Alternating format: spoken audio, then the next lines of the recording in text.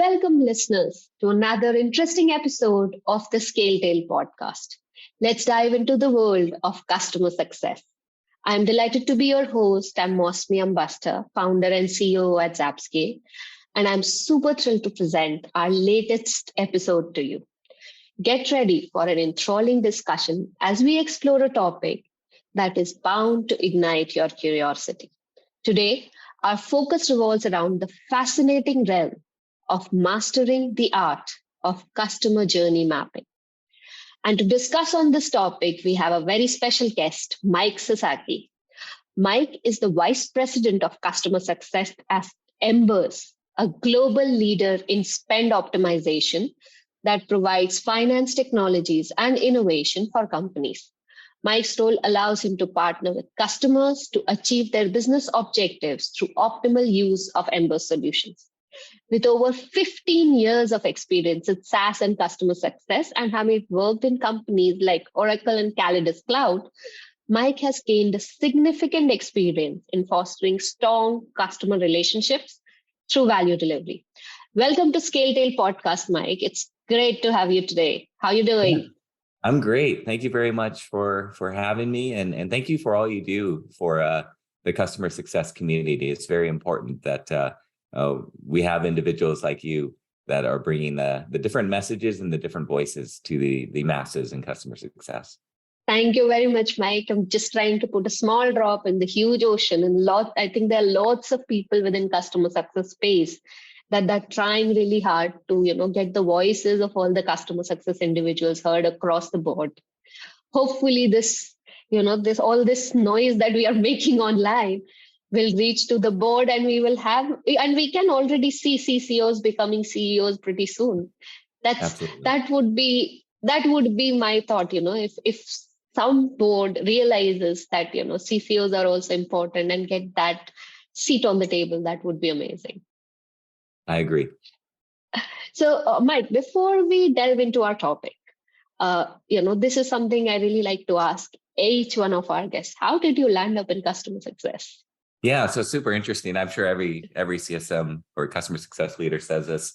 Out of college, I worked at a biotech firm, and I did that for 8 years, and I was going to go to law school. So I worked drafting contracts, reading contracts, negotiating contracts, and little did I know that was going to be a really important part of my customer success journey. So although I've been in customer success for 15 years, I think the first 8 years that I spent at a biotech company, which we were 15 people when I started, and at one point we went public. And so that whole journey was really important for setting up my future. But how I started in customer success was in 2008. I decided I wasn't going to go to law school. And so to be honest, I wasn't very good at school. And so it was probably a good choice. And so I joined a startup, a SaaS company in the marketing automation space. And so there were 10 people, and they needed someone to make sure customers kept paying. And that was me. And so I didn't know it was called customer success in 2008, but that's what it ended up being. And I remember the moment when I realized that it could be a career. I was relieved. And it was very natural for me. And so I can get into a lot of that. But yeah, that's where I started, was at a startup company, which is not uncommon. Very interesting, actually common, because I have heard people from marketing coming into customer success, people from sales coming into customer success. You are the first aspirational lawyer coming into customer success. So that's a very interesting journey that you've had, from biotech to a startup, starting from 15 to a public, and then, parallelly working to be a lawyer and then coming into customer success. That's right. Yeah. It really is, a melting pot of all different careers within customer success. And then something from each and every background really brings a lot of perspective. That's very interesting. Yeah, it does. I didn't know that. My younger self did not know that. And so much like a lot of people in their 20s, you have more ambition than experience. And so you want more and more and more, and you're not really understanding the value and the skills that you're developing until you're old like me. And you look back and you're like, oh, that was super helpful. Learning how to read a contract, learning how to negotiate, all of that was really helpful. Yeah, a lot of things you don't learn in school. It's more about, Yeah, when you start doing it that you understand how it works. that's right. So coming back to our topic, Mike, I really want to discuss customer journey mapping specifically in detail, because in one of your previous podcast sessions, I think it was one of the Rocket Lane sessions, in which you mentioned about customer journey mapping, and I found it very interesting. And I thought that somebody who's gone through the journey, and during that time I was doing a lot of research, and I landed up into very interesting tidbit that Dr. Chip Bell and Ron Zemke actually defined the first earlier concept of customer journey mapping in late 1980s. I didn't know that there was somebody who actually started defining that. They called it cycle of service mapping and described it in a book called Service Magic in 2000. The book was published in 2003. So these gentlemen went into consulting, and they were consulting a customer call center who was getting a lot of angry customer calls, and they were called in to find out what was going on, and they went and talked to a lot of customers and find out what they were doing and what was their journey, that by the time they ended up on a call with a person in this call center who would solve their problem, they were very irritated and angry. So they got all of that information mapped in the boardroom board, like big board. They mapped it up for the board to see, and when the board saw it, they thought, okay, if I was this person, I would be equally irritated and angry. So that was, the thought process of looking into a problem not from what our processes are, but what customers are facing. But that Yeah. was a long time ago from the service industry. I think the concept itself has evolved a lot, with a lot of people contributing into it and changing into different ways. So from our context, as in B2B SaaS is where we work in. So from our context, how would you define customer journey mapping? Yeah. So I start with what is the problem statement, right? I often do that with a lot of the work that I do. And and I will get into the definition of customer journey mapping, but the problem statement in 2023 is we need to retain customers and grow them. We don't have the resources we used to have. And so we cannot just simply throw resources at what we think the problems are along the customer journey, right? Those days are gone. And so now let's just say you have enough resources to focus in on 2 moments that matter with a customer and not 20 like we used to do. So you can pick 2. Which 2 do you pick? In order to understand the most impactful parts of the customer journey, and by customer journey, it can mean pre-sales all the way to renewal, pre-sales all the way to cancellation, whatever the case is. Like that journey is a customer's journey. The key part of it is customer. And so what is their experience working with us, right? And so in order to really attack the problem statement, which is where should we focus our energy, you have to understand the customer's journey, right? From their perspective. Now, I've done a lot of the customer journey mapping before where it's been internally focused. Okay, what do the different teams do at different customer phases, right? And that's more about us than the customer, right? And so that's more of an operational model. But what I'm talking about is from the customer's outside in perspective, customer's perspective, what is their experience with us? And you can get into details of how much effort. That's been a big topic these days. What is the customer effort in trying to work with us, right? Trying to be successful with our product and really understanding that. So, but the definition of the customer journey is really that life cycle of the customer. Well, in early stages, when you're like sort of starting, you have 20, 30, 40, and I know you have been through that journey in different, companies. You've seen how it is. So in early stages, of course, you're working very close to the customer. And also in early stage, you're kind of in love with your business and product. Right? It takes a while to start looking at it from a third person's perspective, right? How and important it is to start working on a customer journey mapping as early as possible. Like I believe it should be early, but I really want to know what you think. Yeah, it is important early. I think a lot of it is focused on probably the sales cycle and onboarding, right? That might be the most important phase for a startup. What does that look like? What is the experience for that customer during that period? Because if you can solve that as a startup, then you're solving a lot of the problems, right? So, Correct. pre-sales, How do you get them signed with little effort from them and a great experience? And then how do you get them onboarded properly, right? So it's really important to do. It's hard to prioritize because no one has time. And that's the other thing is like, bandwidth.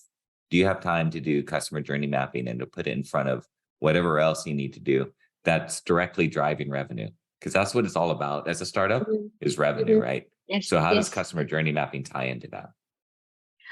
When you start, as I've worked with a lot of other founders and I talk to them, when they start looking into customer journey mapping, most of the time you start talking about what you do. At this stage, the sales will come and they will share this and this. And the first sentence that you started discussing is, you need to look at it outside in and not inside out. You're not talking about what you or your team will do, but what the customer experiences. So Right. if you can, really talk about a little bit about that, how to make sure that you don't end up making it like how is our process for taking a customer through a journey rather than how is the customer's experience going through that journey. Yeah. And One, is one there thing any that way to find it out? Yeah, one thing that might be helpful is assigning someone as the customer, right? So during the different stages, first you define the stages, and one might be discovery or when they become aware of your company. So what do? Do they go to your website? If they go to the website, where do they land? How did they get there? What's their first impression? What questions do they have in mind? Are those questions being answered? If they have follow-up questions, if they want a demo, how easy is it for them to get a demo? Right? So there's all these things, and that's just like the very first part of the customer journey. And then I could take the example of once they sign, what's the experience after they sign? Do they get a welcome email? Does that happen right away? Who's it from? Is it clear? What are the next steps, right? Do we have an onboarding program that we're communicating? Do they have a kickoff call? Is a kickoff call worth their time? Is it 60 minutes? Is it 30 minutes? I've been at some companies where the kickoff call is 90 minutes. Nobody wants that. The first experience you have is a 90-minute call with your vendor, right? And so once you think about it from that perspective versus like, these are the slides I need to get through, I need 90 minutes. Okay, that seems fair, right? That's kind of what we used to do at other companies. Okay, you need 90 minutes, that's fine. Ask the customer for 90 minutes. Now, being on the other side and, they want 90 minutes of my time for a kickoff call, that's outrageous. Right. So it's the same meeting, but two different perspectives. And so having the customer hat on, it's super important to understand how much pain are you inflicting on the customer. It sort of reminds me, Mike, as to when my previous startup, when we started growing, and I'm just trying to put a little bit of a parallel. So when we started growing and we had a lot of employees joining in, we realized that our onboarding process was not as good. So to understand what was happening, because the new people joining in were not completely, in sync and integrated and up and running quickly. So when one of the employees joined, I kind of shadowed the person for first 10 days, just trying to see what is their experience in every stage of, finding out small things in their job, like are they getting a welcome discussion and who's onboarding it and what is happening after that, how hard for them to get the right kind of accesses. And we kind of understood, once I sort of shadowed that person in 10-15 days, sort of tracking everything that they had to do, we were able to sort of put a structure to it that, okay, we're not doing it right, we're just making them bring in and then they're lost within the system, right? And that was a learning, very early days into our business, that was a learning. And then we started putting a structure and map it on the paper and trying to put it together. I think this is somewhere kind of a mirror from a customer's point of view, right? So if it is somebody new, not me, but somebody else who sort of, let's say, recently joined, and we ask them that you want to act like a customer, or should you try to sort of shadow a customer to see their journey? Like, how do we go about it? I know for larger businesses, it's very hard and you do a lot of focus groups and discussion. For a smaller company, like there are 15, 20 customers on board already, 25 customers, and you can go and talk to them, but you won't get a lot of information. So does this make sense? Like, will this work? Will this give us a picture at least?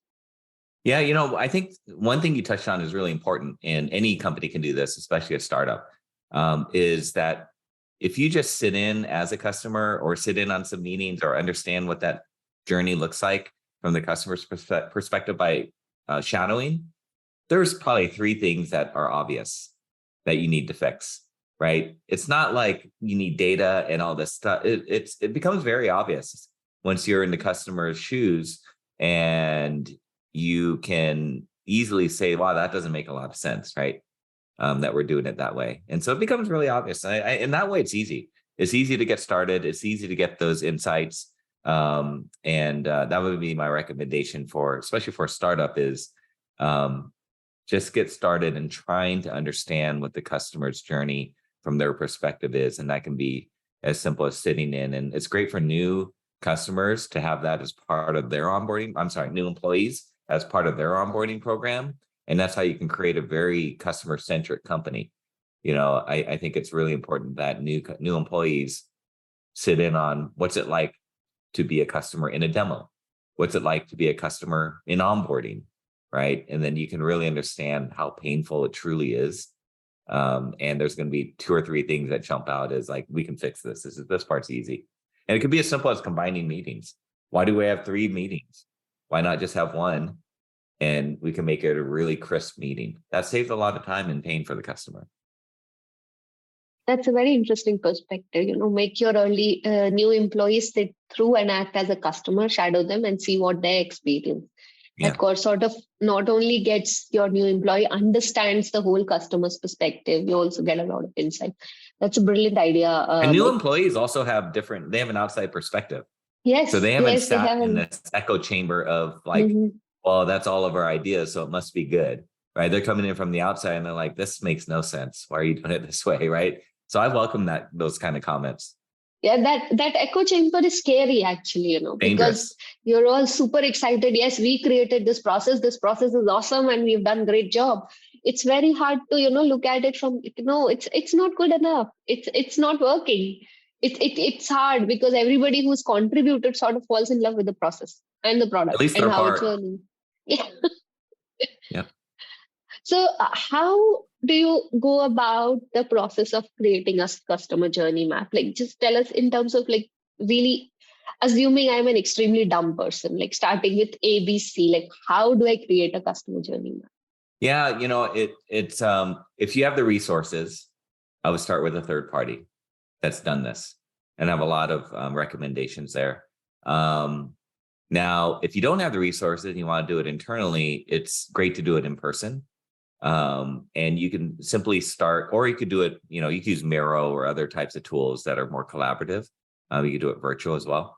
But it starts with like who is the team? Make sure that the stakeholders are all represented, right? So who is the internal team?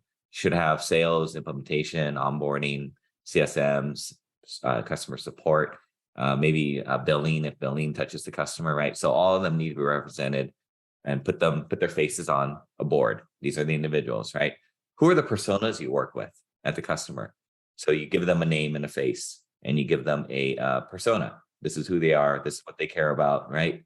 So you lay that all out. Now you have all the players, right? And then you can go through and collaboratively figure out what are the different phases of a customer journey. And then you just take them one by one and you list out everything that happens to the customer. What is their experience, right? So you document all of it. And it took us 15 1-hour sessions. So it's a commitment as well. But you document all that. And then from there, you kind of talk about what's the ideal customer journey, right? What are the gaps? And then what moments matter most to the customer? And then from there, you can say, okay, these are the moments that matter. These are our biggest gaps. And we're going to address them. Like, for example, at other places I've been at, it's been very obvious that we've had a challenge with getting to revenue fast. And that was a result of an immature customer onboarding program. So we focused on that. And a big piece of that was actually visibility and health. We weren't assigning health fast enough to these customers that are in onboarding. And so we did all of that. Sounds simple, made a big change. And we were able to not only forecast more accurately, but get to revenue a lot faster. You make it sound very simple. It could be. It could be. Yeah. It depends on. I think the challenge is to make it simple. right? I mean, I can start sort of visualizing it. So three personas, typically B2B, if I take a generic example, the personas would be a CXO level dreamer, somebody who would have introduced the product, a driver, somebody who is kind of an influencer, who is a project manager sort of pushing the product, and a doer, somebody who would be actually using it. Right. Typically three personas, varies from business to business, but the roles might change. And you're saying that we pick up all the different departments or individuals basically who touch any of these personas in the journey, Yep. in any stage. And then once you put it all together on a board, you start documenting what customer is experiencing at every stage with every interaction. And once you have documented all these interactions, you sort of start to discuss on which are currently top three difficult ones, let's say, or places where they are having more problems. Now, this will at least get us somewhere, right? At least trying to focus on certain. Am I going right, Mike? Yeah, that is right. And, in the different phases, you have the different personas listed too. So who are the personas that show up in this phase? Who are the stakeholders that show up? And the added benefit of this is, sure, you could stop. This is what typically happens at companies. There's implementation, there's sales, there's success, there's services. We all identify problems in a silo and we throw our solutions at customers in a silo. So I don't know what implementation is solving or what they're doing differently now. They don't know what I've added to the customer journey. And we're just throwing things at the customer and hoping that it solves a problem, right? So by doing customer journey mapping, it actually brings us together. So we're identifying the problem together. And so we're solutioning it together, right? And so now we're on the same page, and that helps with change management, right? So if you're not on the same page in identifying the problem and the solution, the execution is not going to work. It's not going to stick. True, And so true, this true. this experience and this exercise of journey mapping has that added benefit, which ultimately is all that matters. Can you come up with a solution together and execute it, right? And so as long as we are doing this all together, the likelihood of us being successful with execution of whatever solution we come up with is higher. And this should be a living document, right? Because you're That's changing true. process and something. So you sort of sit, let's say once per quarter, to sort of review once you've made the first draft and sort of polish and refine it. And eventually, when you have money, get a consultant to sort of sift Yeah. through it and see if you have done it correct. And somebody That, who's an expert on this process. There's a lot of discussion about how to define your ICP in early stage startups and how to define your buyer personas and put those together. And of course, then focusing your sales and marketing in that direction. But when it comes to customer success and once the customer journey begins, I think the most valuable thing once you have identified your persona is to go ahead and do a detailed customer journey mapping.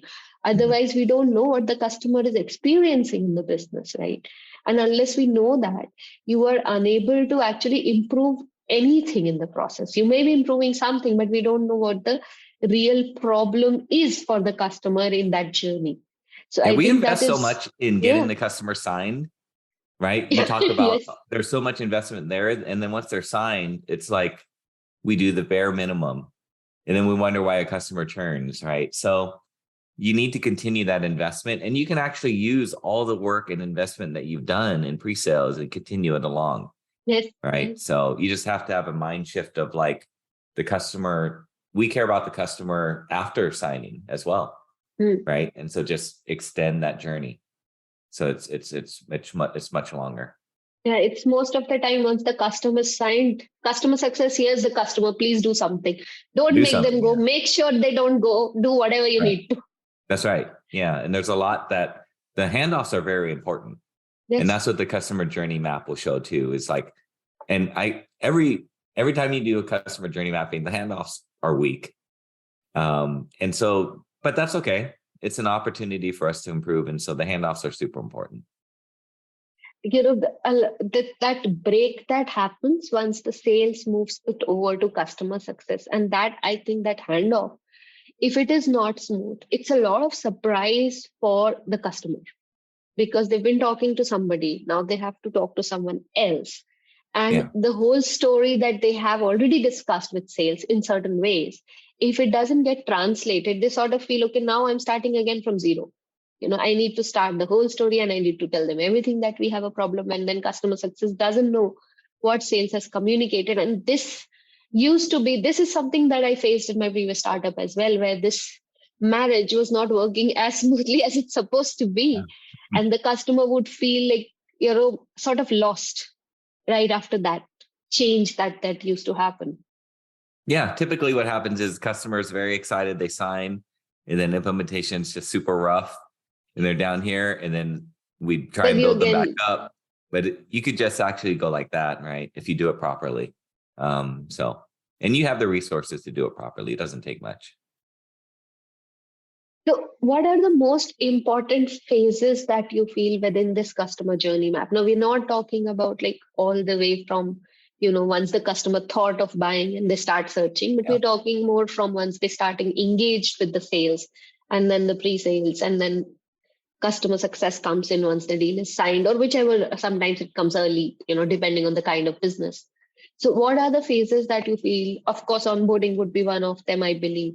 But what are the phases you feel in this journey seem to be like the ones that should be really looked into much deeper?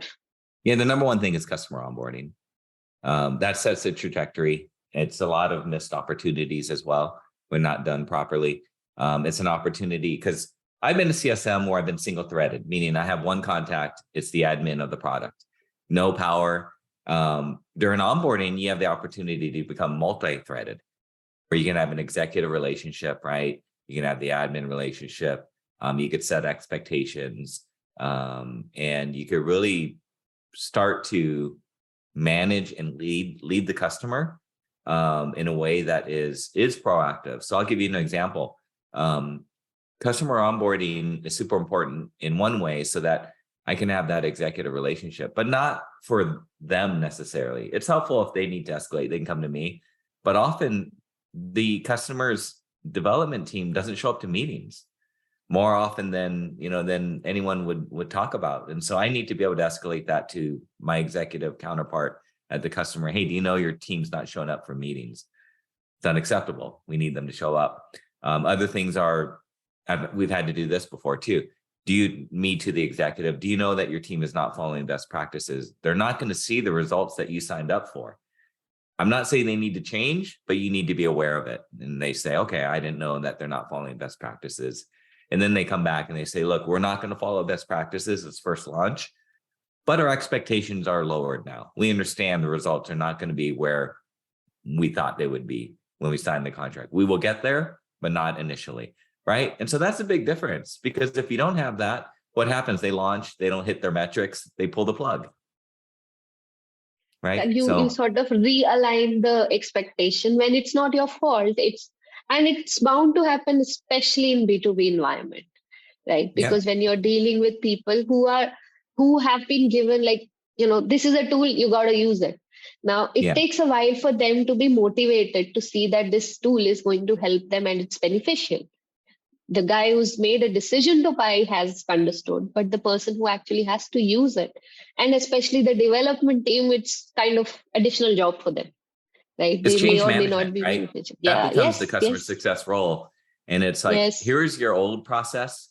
Here is your new process. This is how your job's going to change. And this is why it's better, right? Because if let's say I'm a customer of Emburse and I have a new product, which is Emburse, and now my world changed. I liked the way I used to do it. It may not have been the most efficient, but I knew how to do it. Now I don't know how to do this new thing, even though it's supposed to be better, right? So if Emburse is not there with the customer saying, here's the training, here's the enablement you need, this is why it's going to be better. You're going to save 10 hours a week, right? If you follow this, that's important. And so if we're not delivering that, then it's not going to work. It's not going to work. And there's always a limiting friction in adopting something completely new, which takes a while for you to, get efficient on the new process anyway. That's right. That's why we have never been able to get rid of Excels in our world. Everything needs, it's useful as well, but it's also that every tool that comes in, everybody's always looking at, okay, so can I download an Excel format? Yes, I know. Please go ahead. Yeah. We have all the reports and all the formats and everything how it works, but you will still get Excel download. And It is all right. can I download and work off on an offline spreadsheet, right? Yeah, everybody loves that. Let me get the download offline spreadsheet. I Right. need to do a pivot. Go ahead, That's right. please enjoy yourself. Yeah. Because we're so used to it. But they love the new tool, but they want that little bit of, nostalgia of Excel always there. I love the concept, the way you have explained it, Mike, and think that, we can, somebody, if they want to do it in their own process, they can definitely do it. And the benefits that you've described. So onboarding is one. The second phase, would you say, is the handoff, since you were talking about that is a very important part of the journey from customer's point of view, where a break can happen or something which, just that tipping point of, falling off that energy graph that you're super excited Yeah. about the product and then the handoff doesn't go well and the graph goes all the way down. So Yeah. that I Handoffs are very think that, important.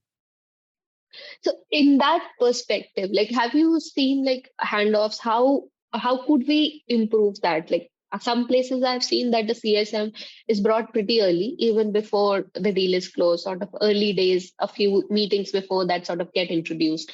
Sometimes there is a kickoff call and a proper kickoff call. So one meeting and then it happens. So what is it in your experience that sort of worked in the environment that you have seen? Yeah. So I think it's internally before signing is great. Having I guess the initial handoff call internally and aligning and using our systems as well. So using our systems is important, Salesforce or whatever you're using. And then making sure, and this is the tough part, right?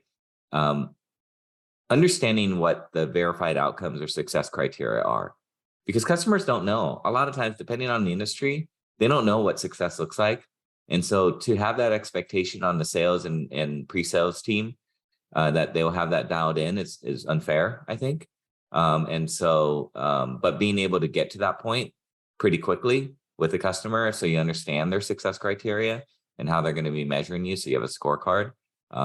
That's pretty important. So the handoff can help inform that, a proper handoff. So also understanding like where were the challenges in the sale, right? And what are the potential things that we may have promised that we're going to struggle a little bit in delivering. What are the timelines? Things like that are super important as well, because timelines, the reality is dev resources are scarce, right? Always. And timelines, if they push, you potentially lose that resource, the customer does. And that stalls everything. And so you need to build a timeline that takes into account maybe some delays, so then they can properly secure the resources they need on their end. This handoff structuring, as in, what information needs to be given and how it needs to be documented, I think that becomes very important from a customer's point of view. And when you're putting that journey map together. Thank you, Mike. I think this has been extremely valuable, frankly. Well, thank and you. I will sit and try to do, like, on a pen and paper, I will try to work it out for myself and then try to share it eventually with our audience as well. Because what you have given me is not how shall I put it in Hindi? I call it gyan. Gyan means just knowledge or speak. But what you have actually given us is actually how to go about it in a more practical terms.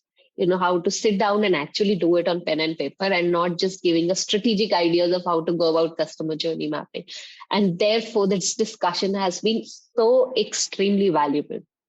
And for somebody who is starting on day one and is not an expert, you have given steps 1, 2, 3, and how we can draw the entire thing. So I'll try and work it out, and maybe I'll ping you separately to give me a feedback on how my customer journey mapping is turning out. Yeah, anytime.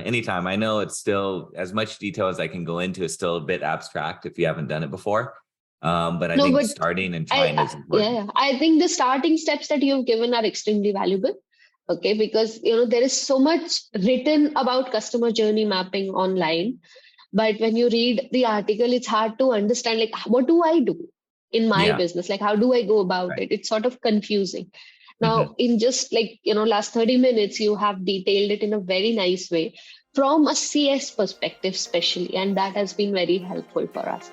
Thank you very much. It was an absolute privilege to feature you on the ScaleTale podcast. It was great to thank you have very this. much. I enjoyed the chat as well.